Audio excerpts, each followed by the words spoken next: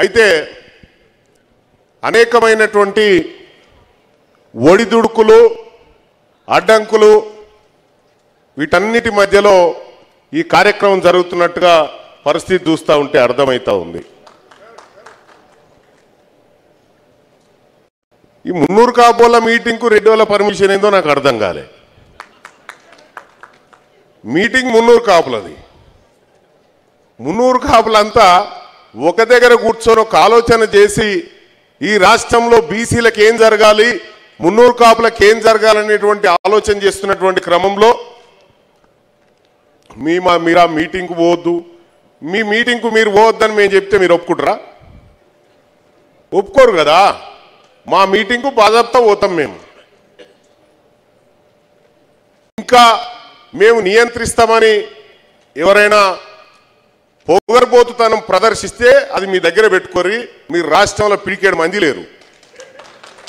పిడికేడు లేని మంది లేనటువంటి మీకే అంత పౌరుషం ఉంటే ఇవాళ లక్షలాది మంది ఉన్నటువంటి మున్నూరు కాపు బిడ్డలంతా ఒకసారి తలుసుకుంటే మీ రాజకీయ భవిష్యత్తు ఏమవుతుందో ఒకసారి ఆలోచన చేసుకోరు.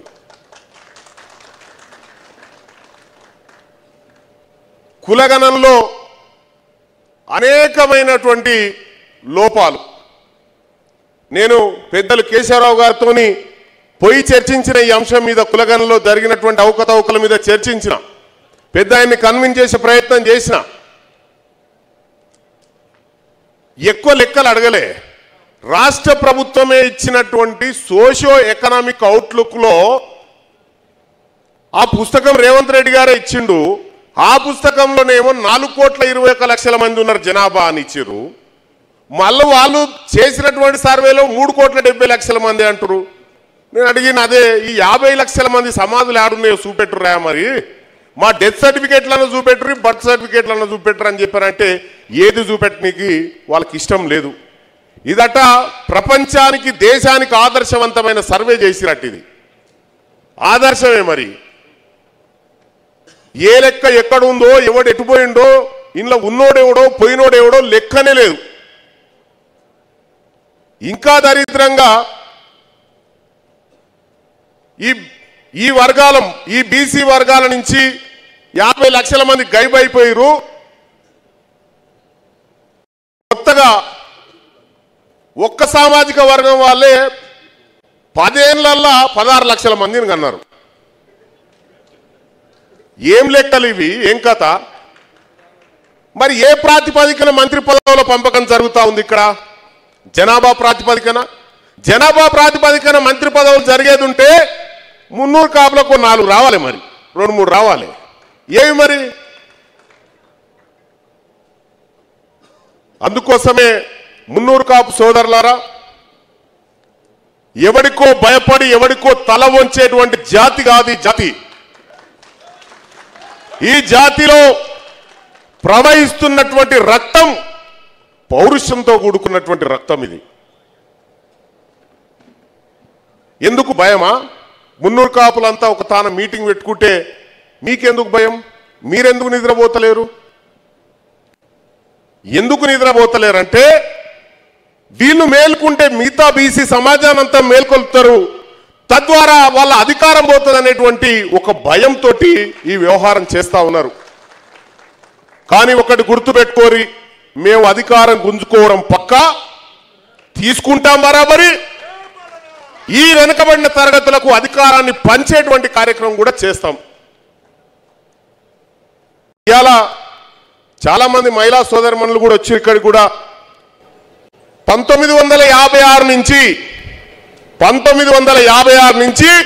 2025 వరకు మొత్తం అసెంబ్లీలో అడుగుపెట్టిన బీసీ మహిళల సంఖ్య 8 అయితే అందులో 4 సార్లు కొండ సురేఖ గారే. ఇక మిగతా 4 వాళ్ళు బీసీ మహిళలను పట్టించుకోరు, బీసీ కులాలను పట్టించుకోరు, బీసీలో మెజారిటీగా ఉన్నటువంటి వర్గాలను పట్టించుకోరు.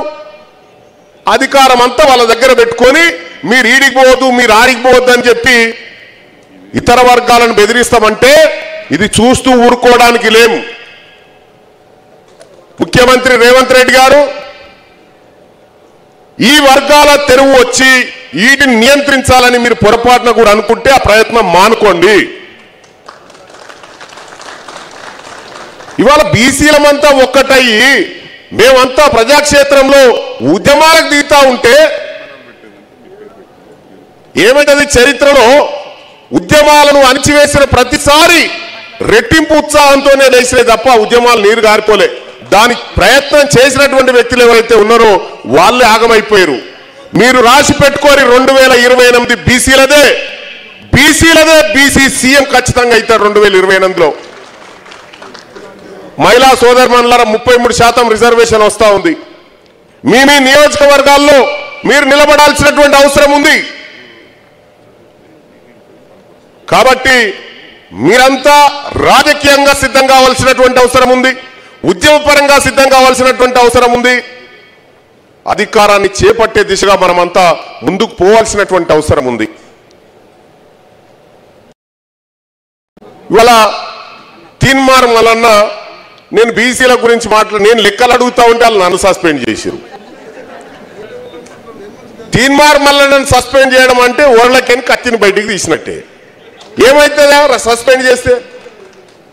తీన్మార్ మల్లన్న గెలిచింది మీ ద్వారా కాదు, మా ప్రజలంతా, నా కుల బాంధవులంతా, నా బీసీ సమాజం అంతా నిలబడి ఓట్లేసి గెలిపిస్తే తీన్మార్ మల్లన్న వచ్చాడు.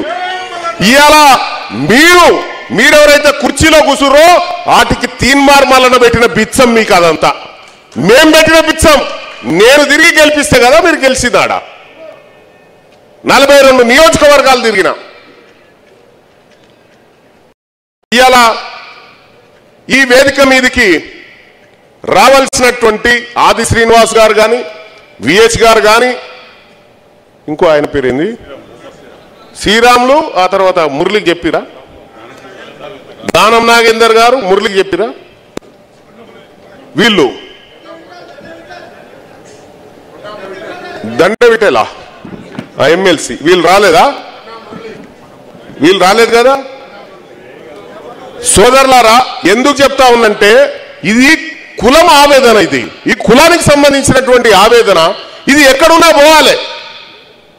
పోవాలి ఖచ్చితంగా పోయి వాళ్ళకు మద్దతు తెలపాల్సినటువంటి. ఇప్పుడు ఏం సంకేతం పోతుంది అన్నట్టు వీళ్ళందరూ ముంగడ కులాన్ని రాజకీయ పార్టీలు విడగొట్టడం కాదు. అందుకోసం చెప్తా ఉన్నా, ఎక్కడున్నా మనం అందరం పోవాలి, మనం అందరం ఐక్యంగా ఉండాలి. వాళ్ళు ఉంటారా? వాళ్ళు ఏడికన్నా పోతారు, ఏ ఇంట్లోనన్నా కూర్చుంటారు, ఏనన్నా కలుస్తారు, ఏనన్నా మాట్లాడతారు. మనం మాట్లాడుకుంటే ఇబ్బంది అనేటువంటి మాట. ఇవాళ మీ అందరికి తెలిసినటువంటి అంశమే, బీసీల విషయంలో బీసీల లెక్కలు కులాల వారిగా బయట పెట్టే దమ్ము లేని పరమ చెత్తగా ఉంది ఈ సర్వే. ఏ ఊర్లో ముదిరాజులు ఎంతమంది, మున్నూరు కాపులు ఎంతమంది, పద్మశాలీలు ఎంతమంది, గౌడ్లు ఎంతమంది, నాయి బ్రాహ్మణులు ఎంతమంది, రజకులు ఎంతమంది, లెక్క చెప్పే దమ్ము లేనటువంటి దద్దమ్మ సర్వే అది. అయినా కూడా 42% రిజర్వేషన్ అని మీరు చెప్పారు. ఆ చెప్పిన రిజర్వేషన్ మాటకు కట్టుబడాల్సిందే. దానికి ఇవాళ యావత్ మున్నూరు కాపు సమాజం మద్దతు తెలియజేస్తా ఉంది. 42% రిజర్వేషన్ మీరు అమలు చేసుకొని రండి అక్కడికి. మేము కాగితం అటు ఇసురు కొట్టాము, అటు ఇల్లు చేయాలంటే కుదరదు. రేవంత్ రెడ్డి గారు జంతర్ మంతర్ కాడ అమరణ నిరాహార దీక్ష చేయి ఈ 42% కోసం. ఈ మంత్రులు ఎవరైతే ఉన్నారో ఉత్తమ్ కుమార్ రెడ్డి, కోమటిరెడ్డి వెంకటరెడ్డి, పొంగులేటి శ్రీనివాస్ రెడ్డి ఎవరైతే ఉన్నారో మీరందరూ పోయి ఆడ తిండి తినకుండా నిరాహార దీక్ష చేసి ఆ 42% తెచ్చి మాకు ఈరి. మనం పోయి ధర్నా చేయన్నట్టు ఆడ మేమెందుకు చేస్తాము? మీరు కదా హామీ ఇచ్చింది. కాబట్టి మున్నూరు కాపు సోదరులకు కూడా చెప్తా ఉన్నాం, ఈ 42% రిజర్వేషన్ అమలు చేయించే విషయంలో మనమంతా ఐక్యంగా బీసీ సమాజం వైపు నడవాలి. ఇవాళ మన పుంజాల శివశంకర్ గారు ఆయన కొంతవరకు ప్రయత్నం చేసి రిజర్వేషన్ల విషయంలో ఏ విధంగానైతే అన్ని వర్గాలకు న్యాయం చేసే ప్రయత్నం చేసిండో ఇవాళ మనం కూడా అదే చేయాల్సినటువంటి అవసరం ఉంది.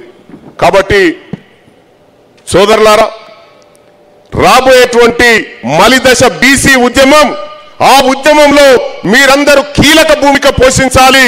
ఈ మలిదశ బీసీ ఉద్యమం ఇది బీసీ ప్రజలది కావాలి, ఇది బీసీల రాజ్యాధికారం దిశగా నడవాలని చెప్పి మీ అందరికి తెలియజేస్తా ఉన్నా. అలాగే ఈ అవకాశం ఇచ్చిన ఇంకా చాలాసేపు ఉండే మాట్లాడేది, కానీ ఇంతమందిని చూసిన తర్వాత కూడా మాట్లాడతావా మళ్ళా అనేటువంటి పంచాయతీ వస్తుంది మళ్ళా. ఎందుకంటే ఇక్కడి నుంచి అక్కడికి మాట్లాడే వరకల్లా చాలా లేట్ అవుతుంది. కాబట్టి ఈ సభ ఏదైతే తీర్మానాలు ప్రవేశపెడతా ఉందో ఆ అన్ని తీర్మానాలకు తీన్మార్ మల్లన్న, మీ బిడ్డ, మీ బంధువు సంపూర్ణ మద్దతు తెలియజేసుకుంటూ ఈ అవకాశం కల్పించినటువంటి పెద్దలకు ధన్యవాదాలు. థ్యాంక్ యూ మల్లన్న, చాలా చక్కగా మంచి సందేశం ఇచ్చారు. వారికి గట్టిగా చప్పట్లు కొట్టాలి ఒకసారి. తర్వాత ఇప్పుడే